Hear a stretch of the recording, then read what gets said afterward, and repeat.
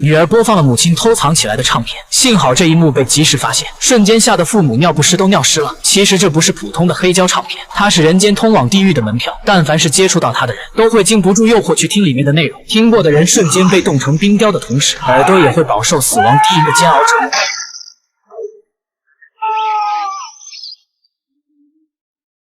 如今幕后之人企图利用他残害人类。驱魔人扎康质问灵魂贩子为什么要违背传统打唱片的主意。看着对方的怂样，扎康突然意识到他应该只是个小角色。果然如他猜想的那样，幕后黑手另有其人。不过幕后之人竟是午夜老爹。扎康前半生都以消灭恶魔为己任，可午夜恰好相反，为谋取自身利益，他专门为恶魔效力。还没等扎康破口大骂，就被午夜的2个手下给敲晕了。画面一转，扎康被绑在了铁网上不能动弹，而午夜就是厌倦了被恶魔的操控，想通过唱片扭转他与恶魔的主仆关系。随后他给扎康注射了防止血液凝固的药物，为验证药剂是否有效，他选择给扎康开刀放血。相对来说午夜还算仁义，他还不忘留下用来凝血的维生素，并好意提醒扎康只有4个小时的寿命。可他忘了扎康有主角光环的加持，空旷荒废的工厂竟出现一名流浪汉。导演安排画面切换，天使曼妮瞬间上了流浪汉的身体，这一刻扎康仿佛看到了救命稻草。可惜天使不能干涉人间的结束，不过他却可以传授如何销毁唱片的咒语。撩完弦他便来也匆匆去也匆匆。扎康在流浪汉的身上同样也看到了希望，哀求流浪汉放了他，随后让对方拿出他兜里的扑克牌。不过在流浪汉的眼里，他却是张银行卡，但也正是这张银行卡，反倒将扎康的死期给提前了。You're alive. You can't use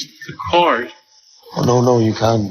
That's you. No, you don't. 多亏在此之前，扎康留下了一枚圣帕杜亚的棺材钉，所以泽德才能这么快的找到扎康。原来占得先机的午夜并没有拿到唱片，他的手下拿到邪物后，发现了他巨大而邪恶的能力，决定将唱片占为己有。第二天，非自然死亡的事便上了热门。当他们闻讯赶到现场，已经是尸横遍野。之前没有出现的查理给扎康带来一个不好不坏的消息，他动用了所有关系，用泽德的指纹在政府资料库中比对，并没有找到有关他的半点信息。这个结果扎康并不觉得意外，毕竟一开始他就察觉泽德的突然加入没那么简单。此时泽德的感知能力竟突然看到一只栩栩如生的白虎出现。扎康想到了老虎电台，因为在电台播放唱片必定会造成不可逆的悲剧。扎康戴上耳机，决定单刀直入，而其他留守的2人去撞毁向外发送信号的设备。但大楼里局部的播放还在持续，更不巧的是混乱中有人碰掉扎康的耳麦，这下他也成了泥菩萨过江自身难保。眼看扎康就要领盒饭，午夜却突然出现一枪打碎了音响，其实他是来抢唱片的，顺便清理门户。扎康抓住时机念出天使教的咒语。It belongs to me. It's mine. It belongs to me.